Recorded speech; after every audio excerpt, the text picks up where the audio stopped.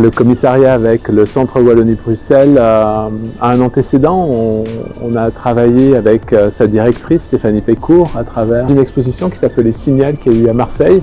Et c'est vrai qu'on a eu un fonctionnement déjà qui était homogène, on a eu un échange qui s'est créé de manière presque instinctive. D'ailleurs, on a inauguré une nouvelle façon de communiquer sur une exposition et on a fait un échange épistolaire avec Stéphanie et auquel elle a répondu de façon très péchue et ça a donné le ton, je pense, de notre collaboration, de notre collaboration et de tous nos autres échanges, mais qui reste sur une note aussi légère, je trouve, découvrant joyeusement. Moi, je le définis un peu comme ça. Il y a une forme d'enthousiasme dans cet échange-là et c'est vrai que c'est quelque chose qu'on retrouve nous dans les expositions ici. On trouve qu'il y a quelque chose de quand même de très généreux et c'est vrai que ça offre à découvrir une scène belge qui est extrêmement riche. Notre première collaboration avec le CWB par rapport à cette exposition Signal, déjà on sortait des formats. On avait quelque chose où on faisait référence à des poètes belges avec un format qui est à la fois critique et littéraire. Donc il y avait vraiment une façon de sortir d'une critique telle qu'on peut la connaître, où on peut l'imaginer. Il va puiser ses références que dans l'histoire de l'art.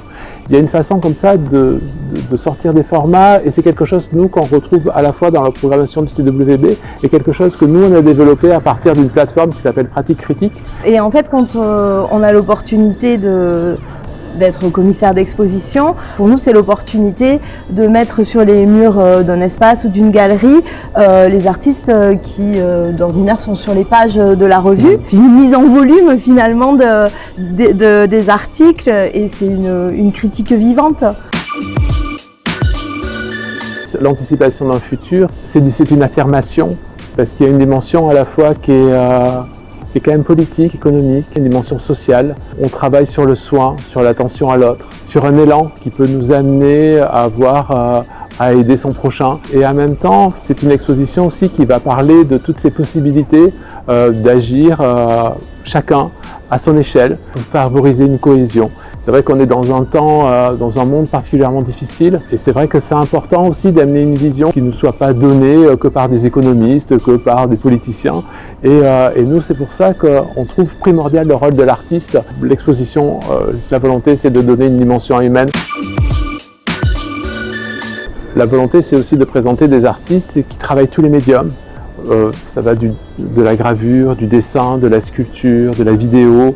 On avait de la peinture aussi. Et c'est vrai qu'on avait cette volonté d'ouvrir sur toutes les pratiques pour que chacun puisse entrer dans l'exposition, quelque chose qui l'attire peut-être un peu plus ou qui lui paraît peut-être moins radical. Oui. C'est ça aussi donner à l'autre, c'est aussi être capable de l'accepter ou de le faire entrer dans une exposition par rapport à quelque chose qui le touche. Et c'est vrai que nous, on a choisi un éventail assez large pour que chacun puisse s'y retrouver aussi. Oui, par rapport à l'anticipation du futur, on a procédé par un appel à candidature et on s'est dit que c'était une bonne manière d'aller vers un futur qui nous bouscule peut-être aussi un peu. Là, par exemple, on leur a donné carte blanche et cette forme de confiance qu'on accorde, c'est aussi pour nous bousculer un peu et pour entendre ce qu'ils ont à nous dire sur cette anticipation du futur sans qu'on leur dicte ou qu'on fasse un choix forcément dans l'atelier, un choix très précis. Voilà, on attend qu'ils nous surprennent. Ce côté laboratoire qu'on a d'ailleurs aussi découvert ici, c'est une identité très marquée du Centre Wallonie-Bruxelles, le côté lab, être en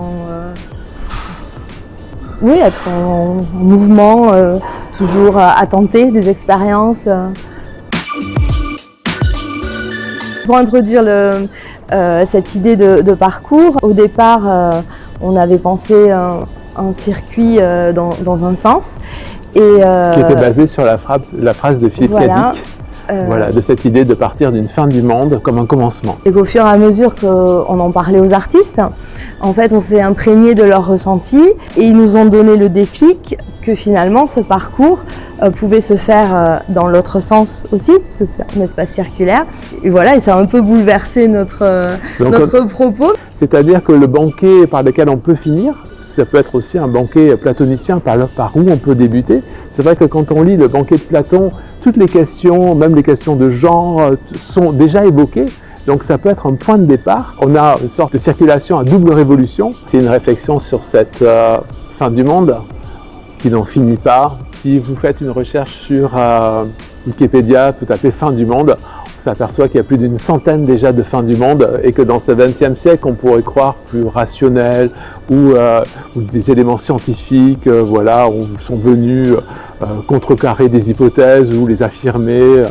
On s'aperçoit qu'en fait, il y a une fin du monde, soit tous les ans, soit tous les 2 ans. Voilà, donc c'est vrai que c'est une réflexion aussi, est-ce qu'on commence vraiment quelque chose, est-ce qu'on le finit, on ne sait pas.